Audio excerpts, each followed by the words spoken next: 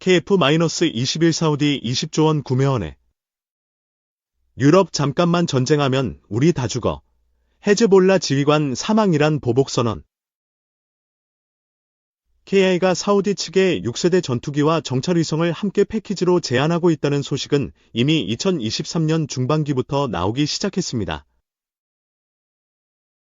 KI와 방사청은 정찰위성과 우주개발을 원하는 사우디에게 한국형 425 정찰위성을 제안한 바 있고, 이어서 2023년 후반부터는 국방과학연구소까지 참여해 KF-21 발전형 공동개발을 제안하기 시작합니다. KI가 제안하고 있는 K-21 이스 스텔스기, 차기 중형위성, 네이크스, 차세대 공중전투체계, 전투체계에 대해 알아보고, 사우디가 이를 선택할 가능성이 얼마나 되는지에 대해서도 분석해보았습니다. 인도네시아 KF-21 개발비 감액.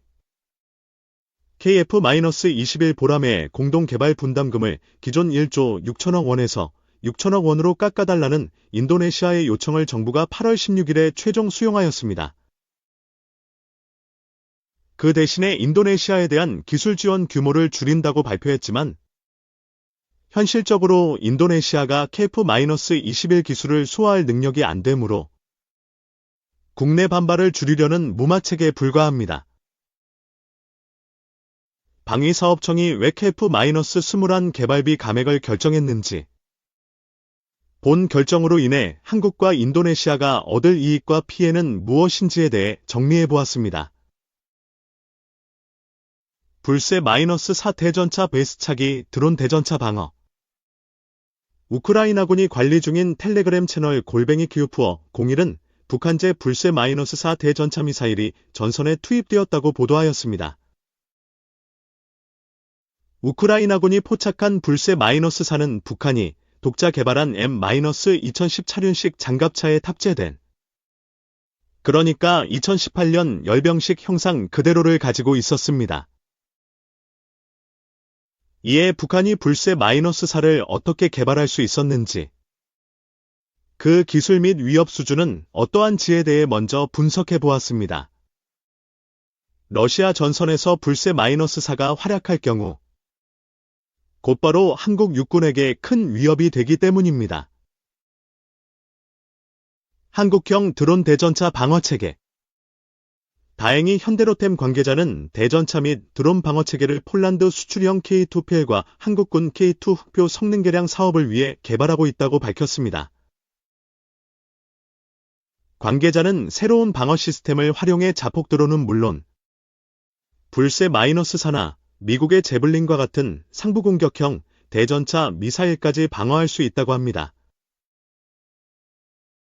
이에 한국형 드론 대전차 방어체계의 성능부터 시작해 어떠한 기술적 문제점이 있는지, 상부 공격형 대전차 미사일에 어떻게 대응할 수 있는지에 대해 분석해 보았습니다. K1 전차용 드론 및 대전차 방어체계.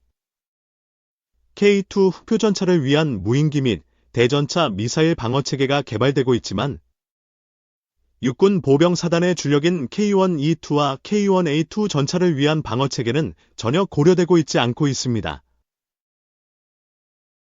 한국 육군이 K1 개량을 등한시한 이유는 북한에 대한 진격작전을 수행할 시에 제2신속기동사단과 K2 흑표전차가 앞장서며 북한의 경제난으로 인해 신형 대전차 무기가 충분히 배치되지 못할 것이란 분석 때문이었습니다. 그러나 상황이 바뀌고 있습니다. 북한은 러시아에 대한 대규모 무기 판매 덕분에 경제 화랑을 맞이하고 있으며, 확보된 외화와 기술력을 통해 대량의 대전차 무기, 그러니까 불세-5분의 4 자폭 드론을 확보할 가능성이 높습니다. 이에 큰 비용 증가 없이 K1E2와 K1A2 전차의 방어력을 향상시킬 수 있도록 우크라이나 전장에서 활약 중인 상부방어형 펜스 기술, 반응장갑 기술, 무인기 재민 기술을 알아보고 한국 육군이 어떠한 선택이 가능한지 알아보았습니다. 우크라이나군은 현재 아이바스, 스칼프, 저가형 무인기, 넵툰 등을 사용해 러시아 방공망을 성공적으로 돌파하고 있지만 동시에 그 한계점도 드러나고 있습니다. 러시아군 역시 북한제 K-23과 러시아제 이스칸데르 탄도미사일, 대규모 저가형 무인기를 활용해 우크라이나 방공망을 공격하고 있습니다. 그 과정에서 KN-23의 성능과 한계점이 드러났고 우크라이나의 요격전 경험도 공개되었기에 이를 정리해 보았습니다. 천룡과 시탐 -290을 활용한 돌파, 우크라이나군은 스칼프 스톰 쇄도 순항미사일을 활용해 러시아의 핵심 표적을 타격하고 있지만 러시아의 방공망도 진화함에 따라 양자 사이에는 치열한 치킨 게임이 진행되고 있습니다. 한국에서도 2028년을 목표로 천룡 공대지 미사일이 개발되고 있는데 이번 국방과학기술대제전 2024를 통해 천룡에 사용될 신기술, 그러니까 우크라이나 전쟁에서 노출된 스칼프 스톰 쇄도의 한계점을 극복할 돌파 기술이 소개되었으므로 이를 소개해 보았습니다. 우크라이나군은 현재 애캄스를 사용해 러시아 방공망을 돌파하고 있으므로 어떻게 돌파하고 있는지, 실전에서 드러난 애캄스의 장점과 한계점은 무엇인지에 대해 정리해 보았습니다. 흥미로운 사실은 애캄스와 동급의 전술 탄도미사일인 한국형 시탐 -292 애캄스의 문제점을 개선해 보다 강력한 방공망 돌파 작전이 가능하다는 점입니다. 유럽 국가들은 러시아의 방공망을 돌파할 수 있는 무기를 원하고 있기에 천룡과 시탐 -290이 어떻게 러시아 방공망 돌파할 수 있는지, 한국이 보다 보강해야 할 돌파 기술은 무엇인지에 대해 알아보았습니다. 우크라이나에 도착한 F-16의 가치.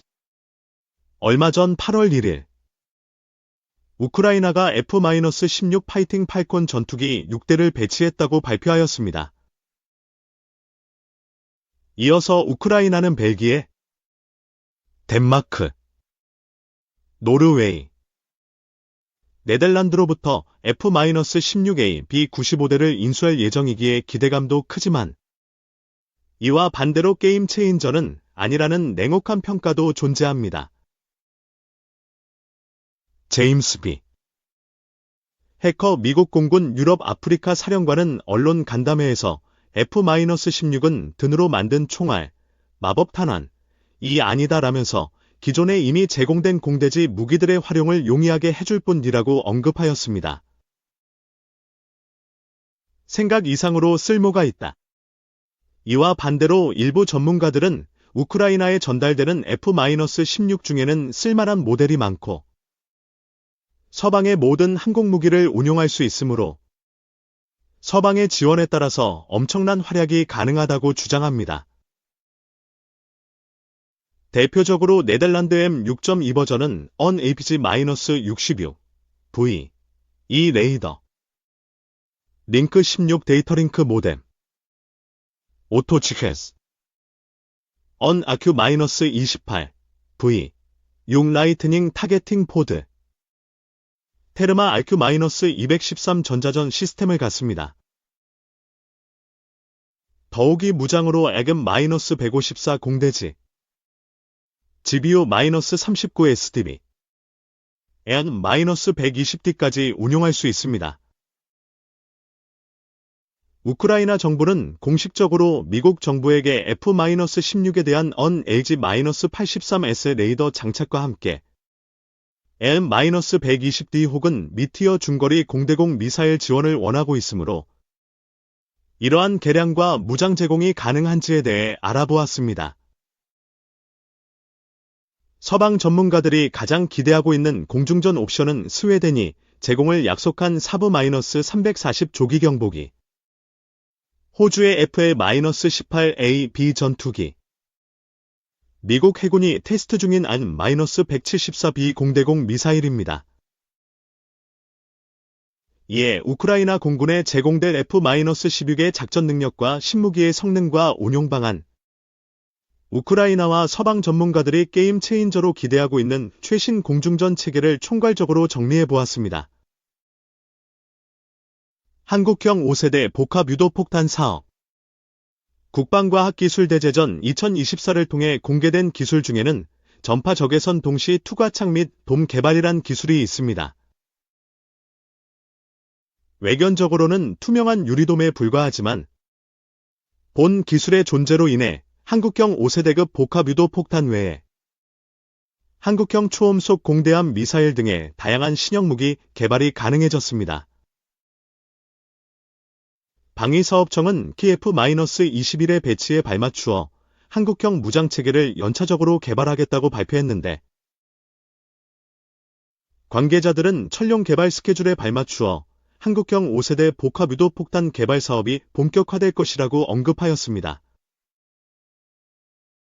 이에 한국형 5세대 복합 유도폭탄이 왜 개발되고 어떠한 성능을 가지며 어떻게 확장될 수 있는지에 대해 분석하였습니다. 독일 해군은 엔즈프리그헤드 프로젝트를 통해 2030년대 이후 함대의 방공 임무를 수행할 차세대 방공호위함을 개발하고 있습니다. 전통적인 호위함 구분법에 따라 F-127 방공호위함으로 구분될 이 신형함은 기존의 주력 방공함이었던 작생급 방공호위함을 대체할 예정입니다. 새로운 임무 수행을 위해 F-127 방공호위함의 규모는 F-124 방공호위함, 만재 배수량 5,800톤과 비교해 2배가량 확대되어 만재 배수량이 1만 톤을 넘어설 가능성이 높습니다.